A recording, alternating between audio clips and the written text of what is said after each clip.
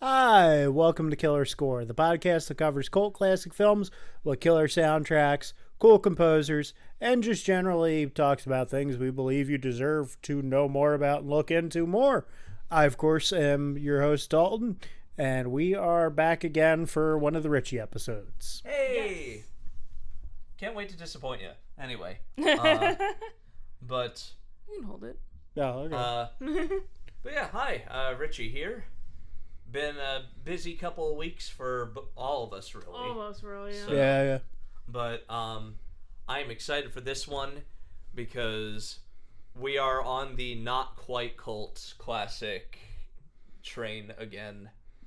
It happens. The last destination was Road to Perdition, a movie so big that somehow nobody talked about it.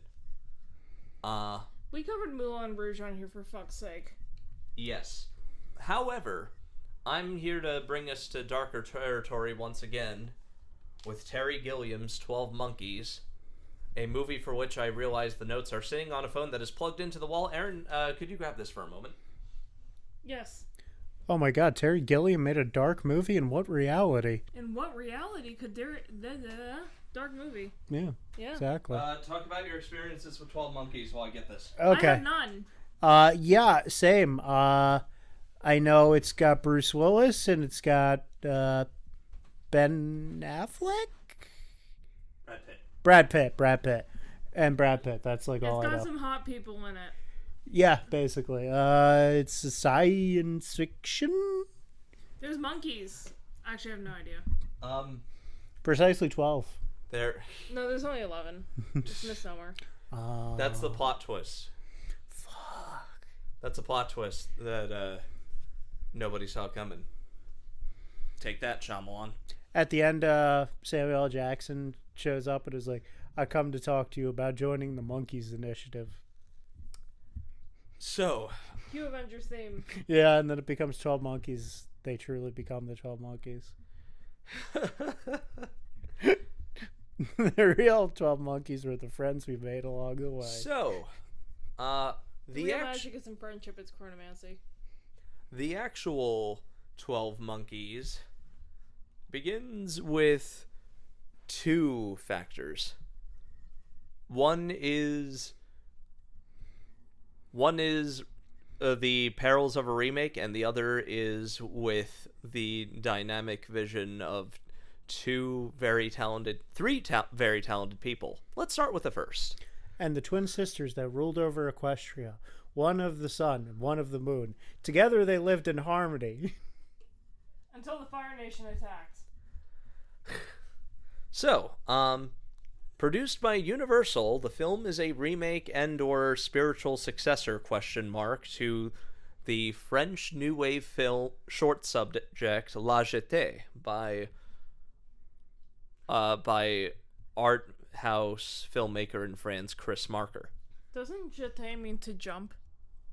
Yes. I thought so. I took French in high school. Which is fitting because we're talking about time travel today, baby.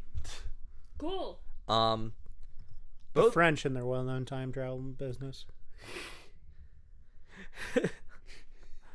It's called La Jetée, jump in because jumping through time. Yeah, but I know you. But you were like jumping. But you were like, which is fitting because jumping. Because France, and I'm like, well known for time travel. You just realized your headphones were on wrong before you put your mic on? Oh my god. Anyway. This is a great episode so We're far. off to a good start. Anyway, both movies actually contain a lot of references to the seminal Alfred Hitchcock classic Vertigo. Wait a minute. Was H.G. Wells French? He was British. He was British. Was Jules Verne French? Yes. Okay. Yeah. I think he wrote about time. No, he never did a time travel. No, he never story. did a time travel thing. I was talking about jumping earlier. 20,000 Leagues Under the Sea and Journey to the Center of the Earth. Yeah. So, the genesis of this movie came about from executive producer Robert Kosberg, who had been a fan of the original French short film and wanted to produce a remake. What if we made it less French and more American? Exactly. Essentially. Get Bruce Willis in there. It's funny you mentioned that because casting's a story in and of itself, but we'll get to that. Universal agreed to purchase the remake rights and hired a familiar face for screenwriting for you, Dalton. That would be David Peoples and his wife Janet. Oh. You may know David Peoples as the writer of Blade Runner. Right, yeah. Yes. So that's our Humming the Jeopardy theme. I was blanking, man. But he's written some other stuff, I believe, as well. Yes, he has. Other stuff that David Peoples has done is eagerly awaiting the results of that. I love that movie. Soldier. Do you connect to the Wi-Fi? The Blood of Heroes. Leviathan. Ooh! How have I forgotten this one? He wrote Unforgiven. Oh, yeah. Oh. Great movie. And him and his wife Janet Peoples wrote the screenplay, and producer Charles Roven, another producer, chose Terry Gilliam to direct because he believed that the filmmaker's style was perfect for the non-linear storyline about time travel. Gilliam, in the process, had just abandoned a film adaptation of A Tale of Two Cities when he signed on to direct it. You could say that for Terry Gilliam, it was the best of times. It was the worst of times. On fire, both of you. Yeah. How funny would it be if I just smacked you across the face instead of high-fiving you? Some Three Stooges shit. Anyway. Oh, wise guy, eh? So, this is the second film for which Gilliam did not write or co-write a screenplay, right after 1991's The Fisher King, which I'd like to cover, but we cannot. Yeah, no. Yeah. It's rough. Yeah. Although he prefers to direct his own script, he was intrigued and captivated by People's, quote, intriguing and intelligent script, saying further, the story is disconcerting. It deals with time, madness, and a perception of the world that is or isn't. Of what the world is or isn't. It is a study of madness and dreams, of death and rebirth, set in a world coming apart. So we get high and watch this movie, right? Coming soon to a theater near you. So, as you can imagine from a remake of a art house movie that was sort of a passion project for a bunch of really cerebral people in the film industry, Universal took way longer than expected to approve 12 Monkeys. And because of the ballooning budget nightmare that was Waterworld, they had decided to give this science fiction film a much lower budget of $29.5 million. Estimated. But still... As you know, film budgets are very confusing and convoluted. Yeah. Still low for a big-budget Hollywood sci-fi movie, though. Yeah. What year did this come out? This was 95. Oh, I shouldn't say that. Yeah. So, I'm dating myself. Dating yourself. But production, they were walking on eggshells with this movie, honestly. Shoestring budget, like I mentioned. You had noted the leads on there, you know, Bruce Willis, Brad Pitt, Madeline Stowe. That is where most of the budget went, isn't it? Actually, no. Oh. But the constrained budget meant that the stars that Terry Gilliam would have wanted could not sign on. Those people being Nick Nolte for Bruce Willis's character, and Jeff Bridges for Brad Pitt's eventual part of Jeffrey Goins. Okay. Not necessarily I'm just shocked that those were a higher budget than Bruce Willis and Brad Pitt. Well, it's funny you should mention that. So I gotta check something real quick. There's a reason why it was higher. Because obviously Bruce Willis was really well known at the time, and I think Brad Pitt was fairly well known. We'll get to Brad Pitt. This is on the Tales of Pulp Fiction. Yeah. We'll get to Brad Pitt in a moment, but the reason why Bruce Willis ended up not putting a dent in this movie's budget is because he was convinced not to be paid for it. What? Bruce Willis wanted so badly to work with Terry Gilliam that he just agreed to a cut of the box office gross. So he's like, I'll take 10% of this because, as you alluded to, Daulton, his regular salary would have doubled the budget. Oh my god.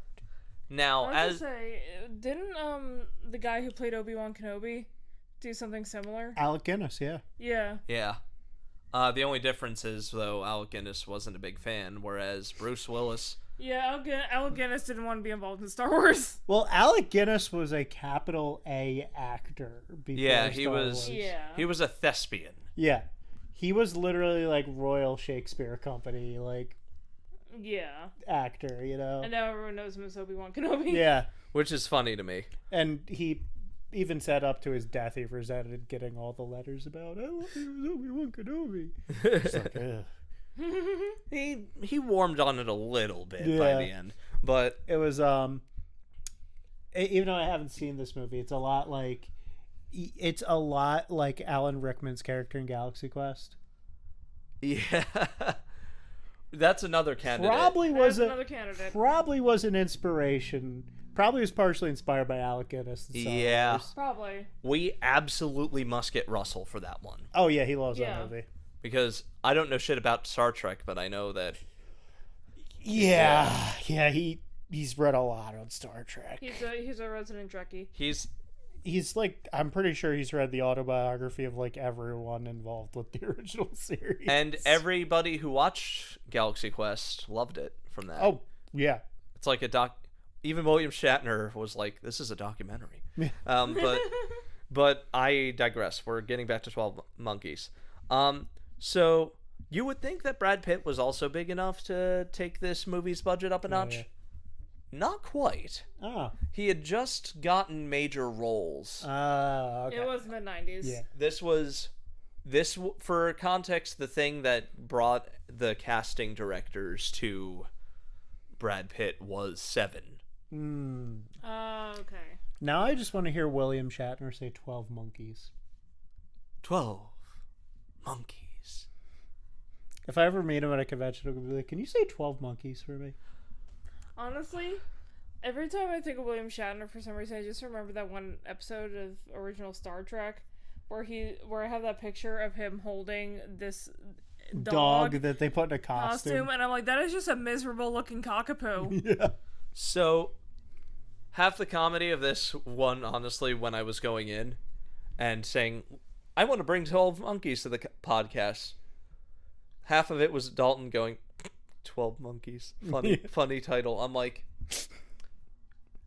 you're not going to stop laughing if I explain the context, are you? Probably not. But Probably not. If I can derail us again a little bit, what do you guys think your favorite William Shatner cover of a song is? Didn't he do Common People? Yes. Yeah. Oh, that Common People? You didn't know about William Shatner's cover of Common People? No, because he's the least equipped for it. I know. It's terrible and amazing at the same time. This bougie ass Canadian dude. And he does Common People. You'll never live like common people. I'm gonna pick it for the meme. Rocket Man. Rocket Man's amazing. Like, it actually is the closest that works with his style. Especially when it's filmed and it does like the Three Wolf Moon Shatners. That Family Guy parody was funny too, It's of spot Stewie on. It's spot doing on. it. But 12 Monkeys. But yeah, Brad. I can't say 12 Monkeys in French. Sorry. Wait, no. It's funny because Isn't it Lessange? It would be Lessange. Yeah, I'm thinking. I can't remember the number 12 in French. Lessange est sur la branche. De Sanger. Yeah. Shout out to all our 3 French fans out there, I guess. And it would never work because the monkey would always fuck off. It's a monkey. He's a jiggy monkey. So, Yeah, Brad Pitt was paid less for his role thanks to being relatively unknown at the time, but the aforementioned Seven and The Interview with the Vampire drew greater attention. Because that was 94, I believe. Yes. Yeah. And he had the role of mental patient and possible genius Jeffrey Goins, for which he spent weeks at Temple University's hospital visiting and studying the psychiatric ward to prepare for the role. Fun fact, do you guys want to know what the highest grossing film at the box office was on my the day I was born? What? Time Cop. Oh my god. The Jean-Claude Van Damme. Yeah, Time Cop. Yeah. Oh my god. Where was I? So, getting into this. Actually, before we get into the score, do you know who else was considered for Bruce Willis and Brad Pitt's roles too? Robert De Niro and Sylvester Stallone, respectively. I mean, joke all you want about Sylvester Stallone playing Jeffrey Goins, but he can do crazy. My birthday was Bad Boys. What you gonna do? What you gonna do when they come for you? Yeah. So back to this movie and specifically the score. The film's score was composed, arranged, and conducted by English cellist Paul Buckmaster, perhaps best known mainly for his touring orchestral collaborations with David Bowie, Sean Phillips, Elton John, Harry Nilsson, the Rolling Stones, Carly Simon, Leonard Cohen, Miles Davis, and the Grateful Dead in the 1970s. Wow. He also it's not over yet either. Oh my god. He also contributed to some recordings of Stevie Nicks, Lionel Richie, Celine Dion, Carrie Underwood, Kenny Rogers, Guns N' Roses, Lloyd Cole, Taylor Swift, Something Corporate, Train, and Heart. That's thunder. Stop the train. No, that's not thunder. No, that was thunder just a second ago. Weird. Yeah. It's downpouring outside. Holy shit. Stop the train. Stop the train. If you don't get that reference, go watch Pat Finnerty on YouTube. Please watch Pat Finnerty. So, other films done by Buckmaster. The other film scores done by... What? I had to throw a Beato in there. Beato. But yeah, other ones that he did include Roman Polanski's Macbeth, Boo, Hiss. I watched that one in high school, and it was produced by Hugh Hefner. I don't know why that's. Yeah. Jeez. Award-winning combination there. I don't know why that's the one my high school picked was okay for us to watch. Yeah, what? When our high school had a rule where we couldn't watch movies that were like PG-13. That's okay. In high school, I watched the titty version of Romeo and Juliet. We weren't allowed to watch that one, surprisingly enough. But we watched the ballet. And yet that Macbeth was allowed. Anyway. I don't get it. My high school is fucking weird. Richie, did you guys watch the titty version of Romeo and Juliet? The Franco Zeffirelli. No, actually. Oh, you guys watched Franco Zeffirelli one? Nah, we were on Hamlet. Oh, okay. Romeo and Juliet, surprisingly, the one play I didn't cover in high school. Really? We did. Hamlet was the one I didn't cover in high school. That's because I wasn't in AP English. We did Macbeth. We did Macbeth, and we did Romeo and Juliet. Oh, I actually can tell you. Julius Caesar. Yeah, Julius Caesar was my first Shakespeare, actually. I can tell you year by year what we did. Mm-hmm. It went, freshman to senior. Yeah. Julius Caesar, The Merchant of Venice, Macbeth, and Hamlet. The Merchant of Venice threw me off. Yeah, we did Othello. Huh. Yeah. Yeah, we only literally one of my high school English courses was just American Lit, so there was no Shakespeare for an entire year. Anyway, other movies he did included Most Wanted, Harry Nilsson's Son of Dracula, and orchestral work for the David Bowie sci-fi movie The Man Who Fell to Earth. Oh, yeah. Nice. Rock me, sexy Jesus. Sorry, Hamlet got brought up, and I started thinking about Hamlet 2. Yeah. Go watch our Hamlet 2 Go episode. watch the Hamlet 2 video. Call back. That's a very fun episode. That was a fun episode. Yeah. I had way more fun than I thought it would. Steve Coogan summer. Yeah. Steve Coogan summer. The summer, Steve. But yeah. So Production of this movie took place primarily in my hometown, my burg, Philadelphia, and in Baltimore. Woo! And So I say my burg because burg usually refers to Pittsburgh. never mind. Anyway, so sadly, no John Waters cameo in this, though, right? nah, not that I remember. But They were filming in Baltimore. Would have been a perfect time. Yeah. shoestring budget, shot mostly in abandoned buildings, churches, and streets.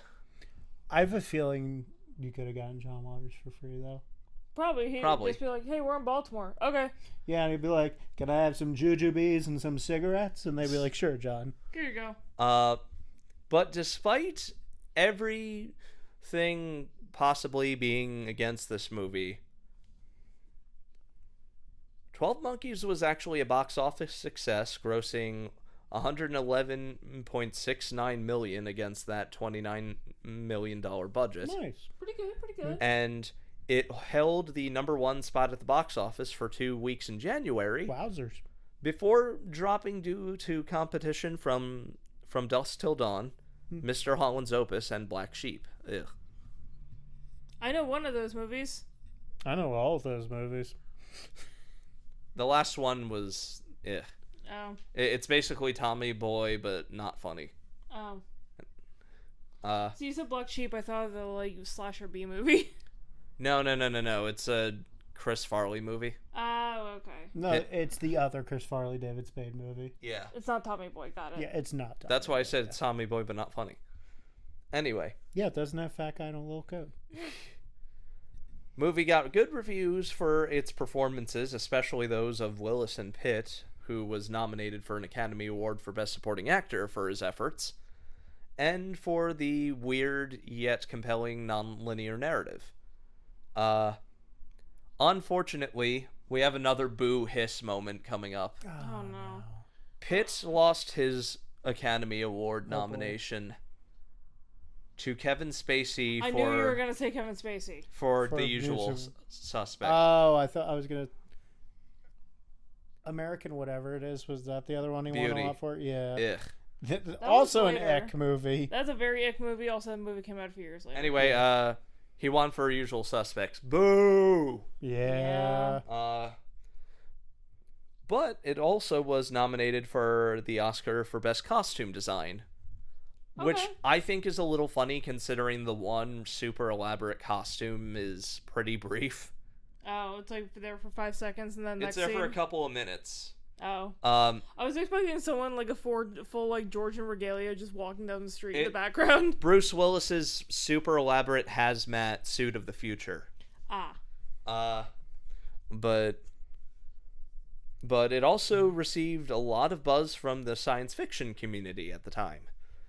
It was nominated for the Hugo Award for Best Dramatic Presentation, and the Academy of Science Fiction, Fantasy, and Horror Films awarded it with the Saturn Award for Best Science Fiction Film at the 22nd Saturn Awards. Wow. Pitt also won an award for that, as did Gilliam, Bruce Willis, underrated actress Madeline Stowe, who's the leading lady in this movie, and David and Janet Peoples for the screenplay. Probably the most famous thing besides Brad Pitt chewing the scenery as the side character Jeffrey Goins is the fact that it spawned a Sci-fi series. The Sci-fi Network. Yeah. Okay. It spawned a TV story. It spawned a TV series that lasted for 4 seasons from 2015 to 2018. I have not seen it, so I'm going by other people's words. Apparently the first season was not great, but the further it went, it got better and better. Which, it's fitting, because this movie is... Let's face it, time travel movies are heady by default most of the times. Yeah, I think the only time travel flick I can think of that's not hard to wrap your head around is Back to the Future. Yeah. Peggy Sue Got Married. Yeah, that as well. But- Because, like, it only gets more complicated with Back to the Future with the sequels. Yeah, because Yeah. they explain the timelines, yeah. the concept of the branching timelines. Yeah, which I will say, Back to the Future 2 does a great job explaining it. Yeah. Yeah, with Doc Brown on At the chalkboard. Yeah. Yeah. Let's explain quantum mechanics to kids. Yeah. But yeah, this movie, for which the plot synopsis is back here. Hey, Richie, is your favorite Back to the Future Part 3? I'm gonna surprise you and say it's a tie for me With Part 2? with Part 1. Really? Okay. Because Part 2 takes some weird directions. That is true. Yeah. Yeah, like... Part 3 is like... I want to Part look... 3's okay. Yeah, Part 2 I like, but it's also weirdly racist. Yeah, I'd say Part 2 is actually a bit more racist than 3, because at least with the average Western movie, you expect racism. Yeah. Yeah, But- Part 2, it's just like, haha, funny Japanese accent. Japan owns everything. And you know, black people being in the neighborhood is for some reason a sign of the it bad being future. the bad timeline. Yeah. Yeah. Yeah. 80s racism. Yeah. The one funny joke I think they made that was slightly racist but also a little funny But Oh boy. was that when Marty says the components were made in Japan and, yeah. and 50s Doc Brown is like, Well, no wonder it broke. but all the best stuff comes from Japan, Doc. Yeah. And the whole joke is, you know, post-war Japan was not in a good spot. Yeah. And 80s Japan was on top of the fucking world. Yeah. But Yeah. good historical in-joke. What's your favorite Back to the Future, Erin? Probably Part 1. That's fair. That's Yeah. fair. Part 1's perfect. Part 1 is like, in my opinion, as like if you want to do a screenwriting, I feel like that's a perfect film to teach a screenwriting course for. It is. Wait, Part 1? Yeah. Yeah. Yeah. Setup, motivation, character, Characterization. payoff. Why don't you And make then like a... cliffhanger to get people interested in the sequel. Why Yeah. don't you make like a tree and get out of here? Yeah. Setup and punchlines, you know. Yeah. Yeah, like honestly, there's just so much like just capital F filmmaking in that you can like really teach. Mm-hmm. And if you're a total sci-fi nerd like I am, you'll love Back to the Future. Oh yeah. Because, like, you think, oh, just popcorn movie. No, it's pretty intricately constructed. Also, I love the foreshadowing in 2 that there goes into 3. Yeah. Because in Back to the Future Part 2, since they were filming 2 and 3 at the same time, you get a little nod to Buford Mad Dog Tannen. Yeah, in the with the Clint second Eastwood. movie. With the setup and payoff for that is good. Like, I also can we talk about like the original films like setups and just like little jokes that like you have to pay attention to, like the Twin Pines Mall. Lone Pine. When Yeah. it becomes Lone Pine. Because when he goes Yeah. back in time, he knocks over the first tree before it like fully sprouts. Yeah. Yeah, That is genius. it's so good. One of the best rewatch movies, in my opinion. Absolutely. Oh, Like, that's an infinitely rewatchable movie. So, speaking of movies that may require a rewatch, this one, I like Oh it. boy. I will say, you're gonna have to squint a lot. This one's this one is a pay attention heavy movie. Gotcha. Should I have got my new pair of glasses already? I don't know. I don't know that works. But You see, you need them to Bastard. see. You said you had to squint a lot. duh. My brain done. And gave you were up. like, I don't know how that works, so I started explaining how glasses work. So yeah, plot's pretty heady, but I think personally it's carried along unsurprisingly by Terry Gilliam's masterful camera work and by the acting. Bruce Willis in this is playing a way more subdued and haunted character than he usually does. Like, you think Bruce Willis, you think rugged charisma, right? Yeah. And hamming it up and shit. Yeah. James Cole is I think of the scene in Pulp Fiction where he gets on the motorcycle and says, "This day's been fucking weird." James Cole is a real change of pace for him, though, because he has to play someone who's somewhere between heroic determination and broken madness. Huh. And like I said, Brad Pitt's playing an actual mental ward patient. And he just Jim carries it up, and it's fantastic.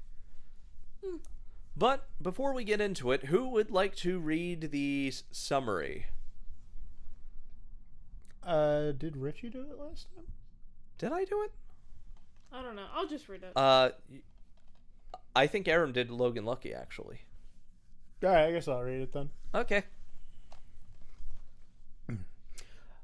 The future is yeah, I'm history. just gonna skip this little Blurb at the top. blurb at the top. It's just like Terry Gilliam. Anyway, in 1996, a deadly virus is unleashed by a group calling themselves the Army of the 12 Monkeys. There it is. Destroying much of the world's population and forcing survivors underground.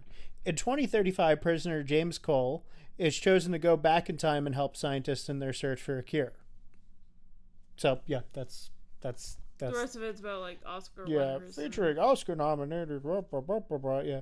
So, 12 Monkeys is now regarded as a sci-fi classic. Okay. Yep. Yeah, they literally 12 Monkeys. put the entire summary in like 2 sentences. Yeah. So, now that you know where it comes from, can we get our giggles out of our system now? 12 Monkeys. Let's crack it.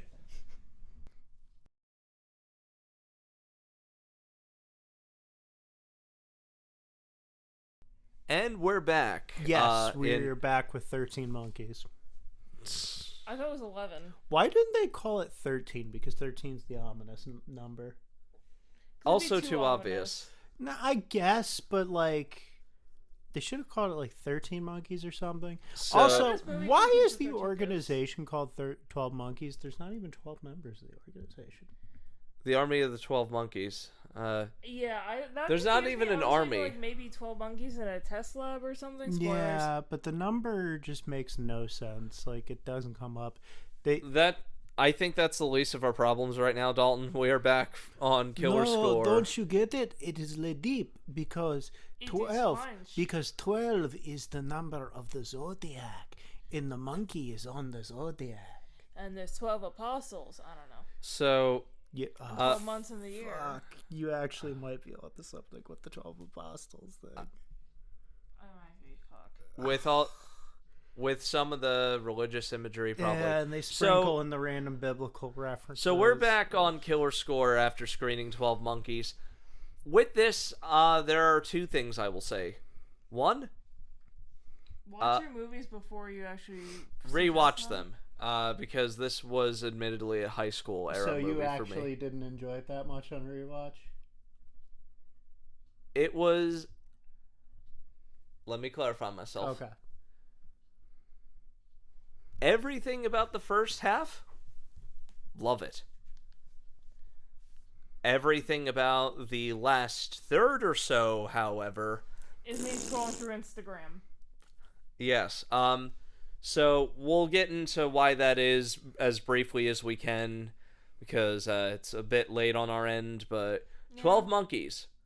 Great setup, terrible, disappointing payoff, and I honestly think that even though the script was fine enough, it was marred a bit by Terry Gilliam over-egging the pudding a little bit. Love this movie as a teenager, but I think that was the film student in me back then. Yeah, I'm gonna be honest too. When it comes to Gilliam's direction for cinematography, I feel like he did a better job directing Nicola Pecorini in Fear and Loathing than he did directing Roger Pratt in this. Like, I feel like the fever. I get what the movie's going for. It's going for like a feverish tone with the shots and cinematography to make you feel uncomfortable and disoriented and make you feel like, you know, you're going crazy or something like that, you know. But it's playing with perceptions. I feel like this movie is the twin brother to Fear and Loathing, but I it's feel like it's a dark mirror. yeah, but it's like the unfun, pretentious version of Fear and Loathing of Las Yeah. Vegas. Guy who saw a bunch of foreign films and is like, I I am can do the that. deep. If I wanted to watch a short film that involved a monkey, I would watch that one that David Lynch did for Netflix, where he talks to the monkey about a murder. Okay, Yeah. there are a couple things I want to compliment Have you about. guys seen that? I I think I haven't. saw a clip of it. I have It's not. good. It's good. There are a couple. Actually, before I defend this movie a little bit, just a little bit, Erin, your thoughts? Okay, so I had some trepidation about this movie once you mentioned Brad Pitt plays a psych patient. And I was like, oh god, this is not going to be good. And I was right. Yeah. The film feels very anti-psychiatry and like demonizes people with mental health issues. Yep. It's part of this overwhelming trend with like horror and horror media or horror adjacent media, Thriller. thriller adjacent stuff, where it's like all help facilities and care centers are presented as like decaying, crumbling places where they roam the halls and they have free screaming reign or and they're whatever. screaming and Yeah. gag me with a spoon.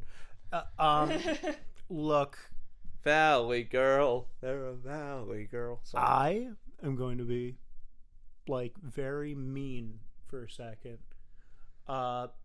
Sorry, Richie, but I have to do this. Go ahead. What the fuck are you doing when Friday the 13th Part 3 has a more respectful portrayal of mental health care facilities than this film does? It hurts. Yeah.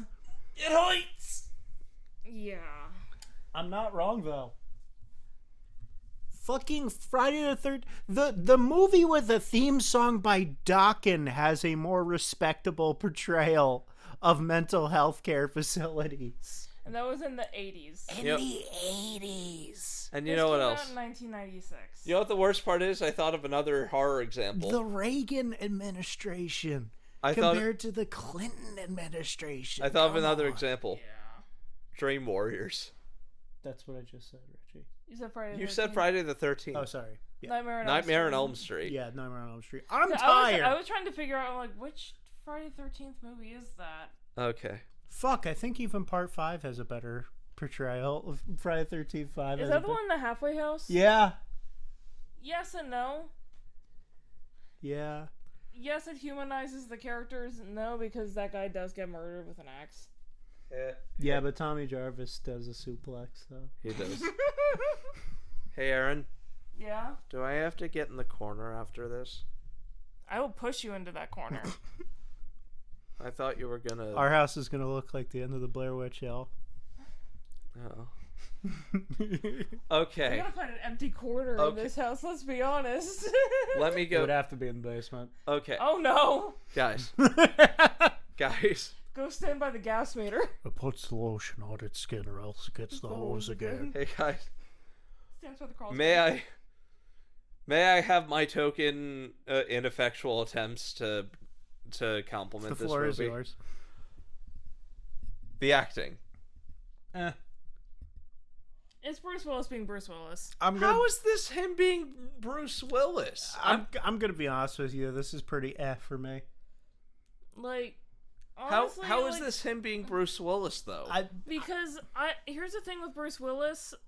If he's not playing an action hero, it just feels like he's just playing Bruce Willis. Like reading a script. He's going out of his type is my point. Yeah, but it's not very convincing. I agree. Honestly, I agree with her on that. Like, Yeah.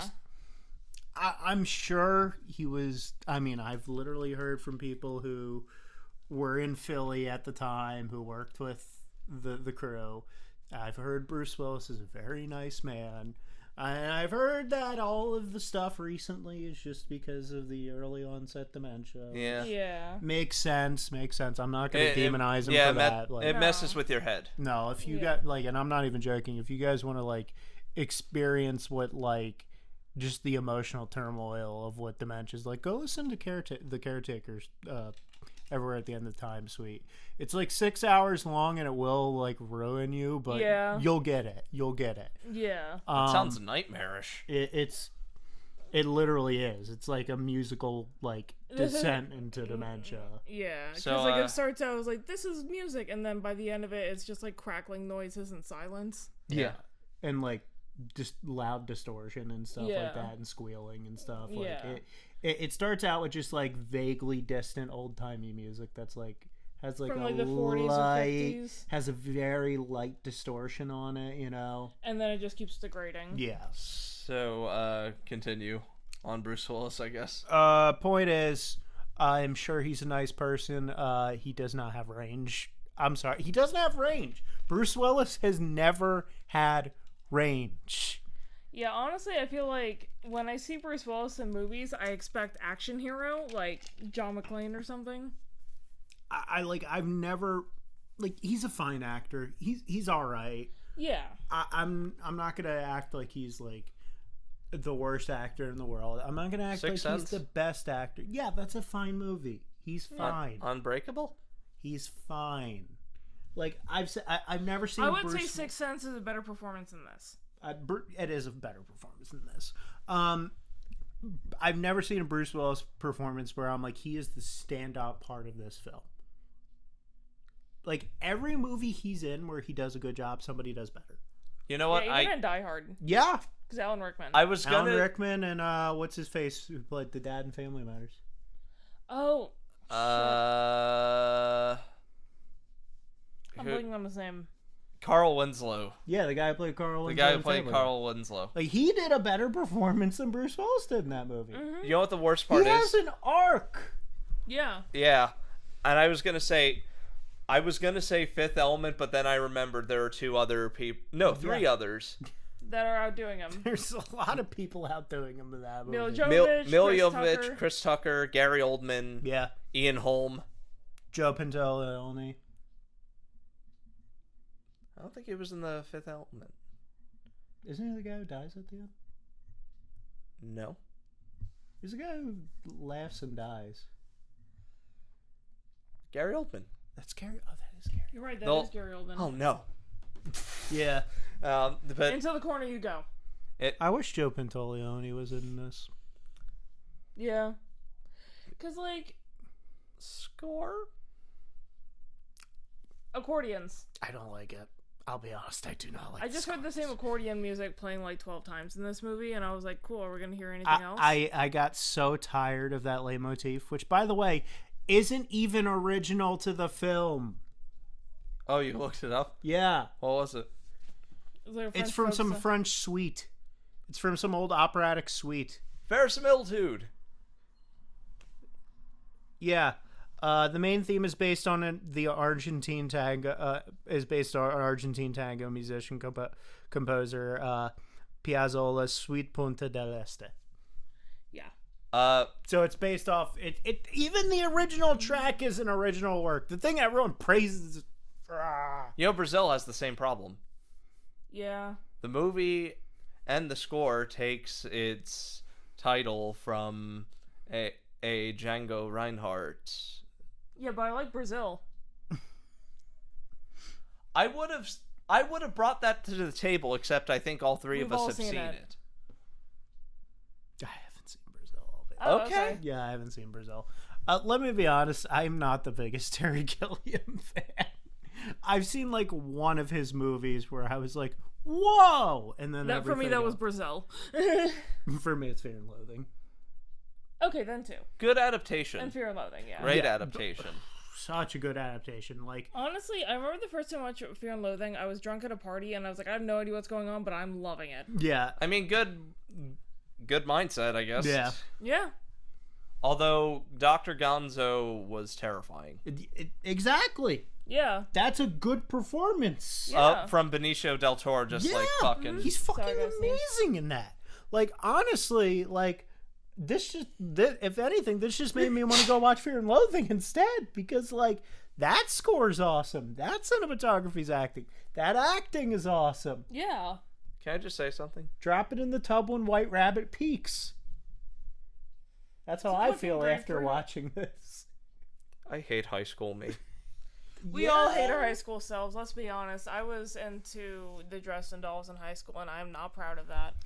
Well, Oh, God. let's hope one of my I saw this in high school movies turns out better for this. Oh, boy. What? Jawbreaker?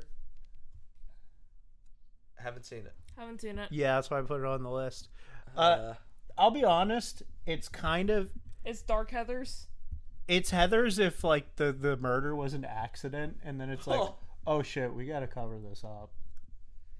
For real? Yeah. Okay.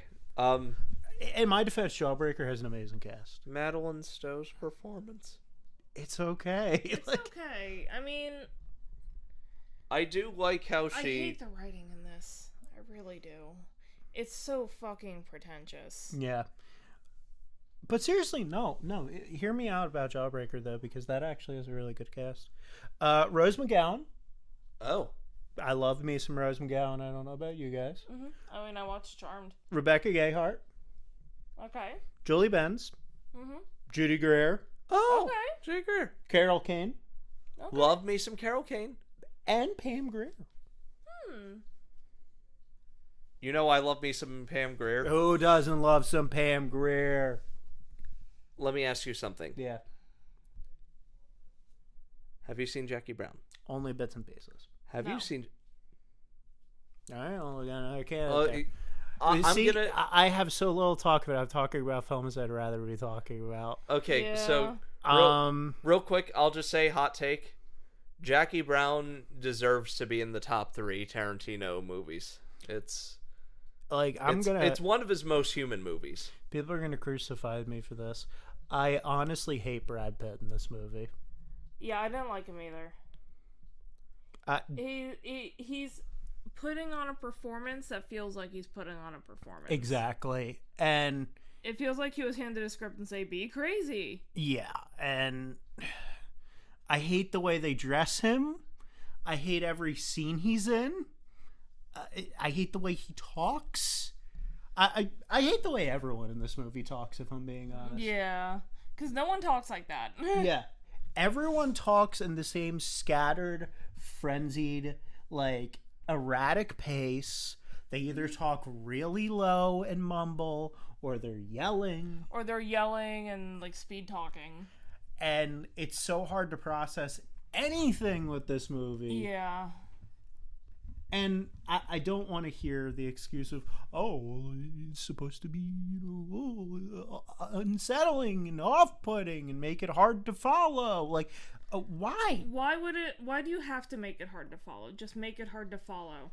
Literally, I'm going to compare this to Fear and Loathing again. Fear and Loathing follows 2 people in the midst of A drug psychosis, essentially. Drug-induced psychosis. Throughout the whole movie. And I can follow all of the dialogue perfectly. Yeah. Did you read the book first? No, I did see the movie first, actually. But let me put it this way. And I'm going to feel bad for saying this. He is not the first part. I'm not going to feel bad for saying the first part. I want to clarify that. Johnny Depp is the biggest piece of shit on the planet. However, he is 1,000,000 times of a better performer than Bruce Willis is. You know what the worst part is? What? Guess who they considered for Brad Pitt's part? Of course, Johnny Depp. Of course, they consider Johnny Depp. He would have done better. I didn't want to say that though. He was. Look, hot take here. I've never liked Brad Pitt much. I can't think of a Brad Pitt film I've seen where I'm like, oh my god, Brad Pitt, one of America's greatest treasures. Here's the thing. Fight Club? He's good in Fight Club. I'll give him Fight Club. Thank you. Yeah, there's only 2 movies that I gotta win something today. There's only 2 movies where Brad Pitt was in that I was like, that was a really good performance. Fight Club, Interview with a Vampire. That's fair. Those 2. Yeah. That's all I can think of. Once Upon a Time in Hollywood? Haven't seen it. Wait, is that the George Reeves one? No, that's the Tarantino one. What? Wait, no, it was Ben Affleck who played George Reeves, wasn't it? I think so. Because there was like a Ben Affleck movie where he played George Reeves. Was that Ben Affleck?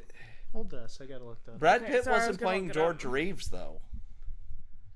Yeah, there was like a flick about the death of George Reeves. Hold on. But that wasn't Once Upon a Time in Hollywood. No, it isn't. Hollywoodland. Have you guys seen Hollywoodland? No. Potential episode? We should watch Hollywoodland. Hollywoodland. Okay. Because you guys have heard the mystery surrounding the death of George Reeves, right? Vaguely. I've heard Bit. I'm probably like Yeah. a bit on like an episode of My Favorite Murder. But Okay. basically, it's like the guy who played Superman on the TV shows. The The serials. The serials, yeah. He had a death that was like... You know, I can just hand over the mic. He had a death that was kind of mysterious, and like people are... It's like, was it suicide? Did someone murder him? Was it a stray bullet? Yada, yada, yada. And Hollywoodland's like a dramatized performance of that. So Ben Affleck is technically one of the... has played Batman and Superman, technically. Oh, yeah. Oh. You know what the worst part is? What? The worst part of all this is I actually have notes on that web of cameras that appears in the movie. On all the screens. Can I just say something else? Go ahead. Too. Go ahead. I've always thought of Brad Pitt as a discount Ben Affleck. Like we can't get Ben Affleck, so we got Brad. I'm sorry, Brad Pitt, Ben Affleck. Holy crap, good in so much. The only thing I've ever seen Ben Affleck in where I really disliked his performance was the Batman stuff, like for the DC Batfleck, stuff. yeah. I did not like the Batfleck stuff, but like, I think that's a Zack Snyder thing, though, because he, like... I feel it was a direction thing. can we direction talk writing. about how charming he is in the fucking Kevin Smith movies? Oh, yeah. Chasing Look at him in Amy. Dogma. Yeah. Dogma. Mallrats. I'm also glad that they're on good terms again. Yeah, me too. Jersey Girl. He's great in Jersey Girl. That is an underrated one. People... Can I say something real quick? Yeah. I don't get why people hate that movie. Do you think it was the I Bennifer thing? I think people hate anything that has to do with New Jersey a little bit. Like, they go after it a little bit. I mean, people go after Garden State. Exactly. You know, like, I'm not gonna, like, really bat hard for Garden State, but, like, I feel part of it is, it's a New Jersey movie. Yeah. You know? Well... Like, the only Jersey thing I can think of that people bat hard for is Sopranos. Yeah. So, Fucking North Jersey. Yeah. What...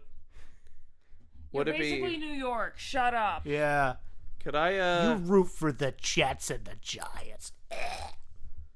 Can I say that as an Eagles fan, I kind of know what it feels like to be pissed on? You guys assault people. You destroy your city every time you win or lose. You throw batteries at Santa Claus. I thought that was a Flyers thing. No, it was. Oh, it was the an Eagles thing. thing. You're right. You guys threw batteries at Santa That Claus. white-bearded fat fuck had it coming. You guys threw batteries at Santa Claus, okay? Honestly, that's why Look, there's a running all us Raiders fans do is dress like fucking lunatics in the stadium. I'm sorry. I can't. The black hole is just a bunch of people that I'm- dress like fucking weirdos. No offense. I mean, No the offense, Steelers but aren't I'm that looking good at a either. black and silver mirror here, pal. You want to fucking do something about it? Oh god, these two are about to square uh-oh. up and I'm sitting in the middle. Uh-oh. Do not drop the mic. Do not drop the mic. Yeah, hold that for a sec. Be right back. The other fucking territories. Ugh. They think they're better than us. Dark Wait. Knight Rises was filmed in Pittsburgh, just saying. Wait, are you technically... Wait, is your team technically part of our division or technically part of their division? They're part of the Raiders division. Okay, cool. We're comrades then. Yeah. Yeah, we don't have to Because worry the about Steelers and the Eagles are not in the same division, I'm pretty sure. that. Yeah. I'm gonna Because contribute. I remember that. Because I remember I was like, they're both from Pennsylvania, but they're different divisions. I'm gonna contribute to the podcast like this from now on. Yeah. Yeah. Okay, because we can't hear you from over there, but okay. Could you imagine if one of the Super Bowls ended like that scene in Dark Knight Rises? Oh, fuck no. Could you imagine? What? Just like someone blows up a fucking Heinz ground. Stadium? Yeah. What the shit is this episode? Us barely talking about 12 Monkeys.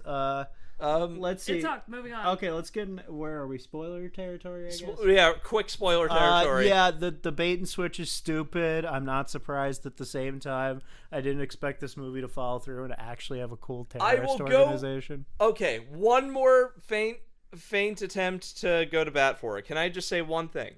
You said you hate that twist. Don't bat for it.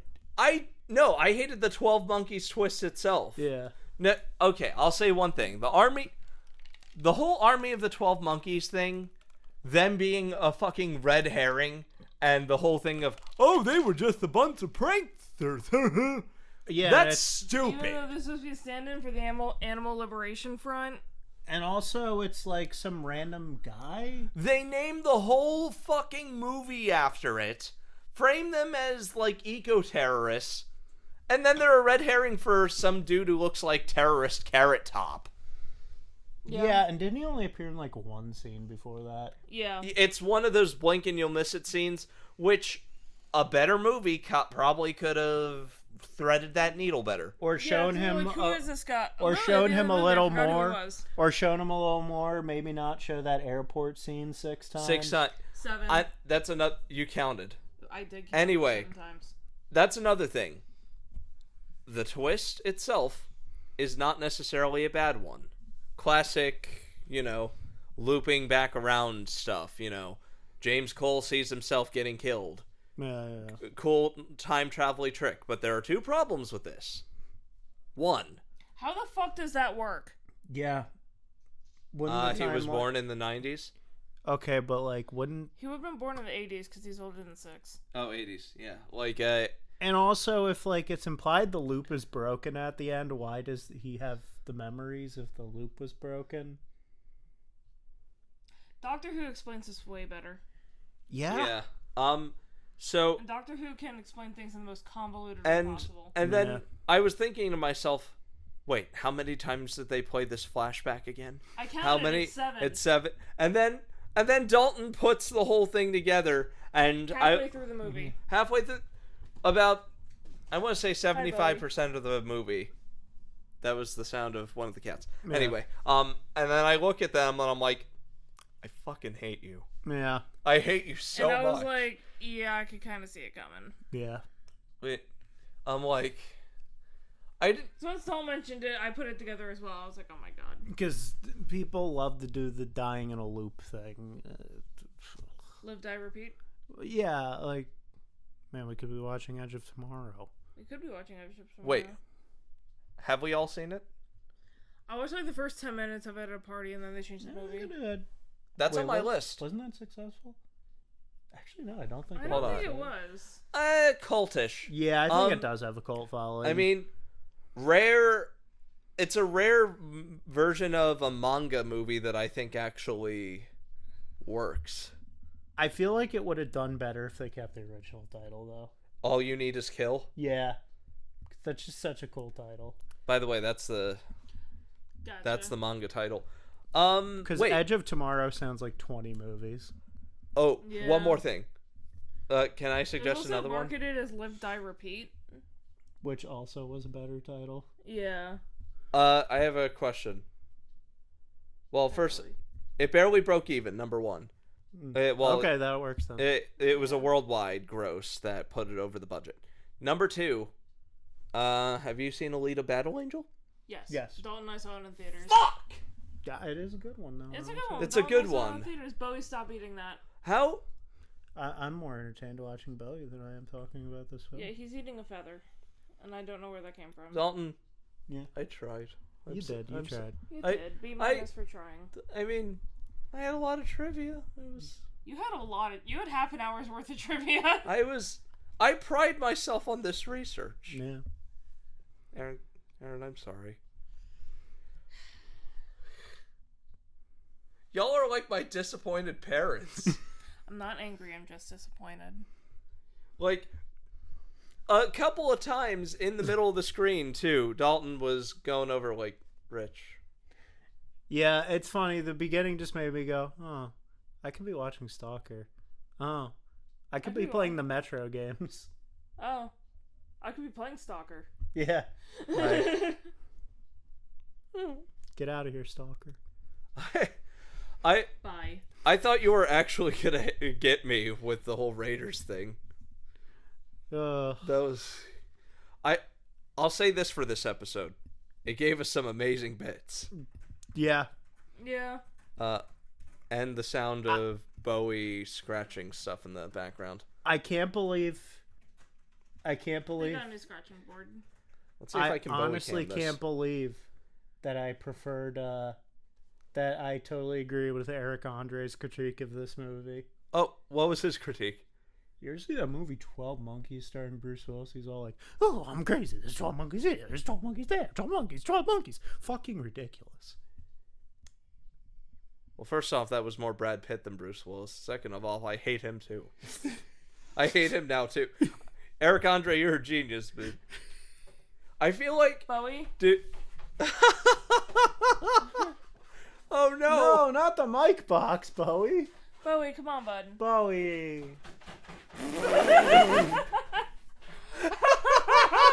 Alright, episode's over. We're watching Atomic Blonde next. We gotta go get a cat.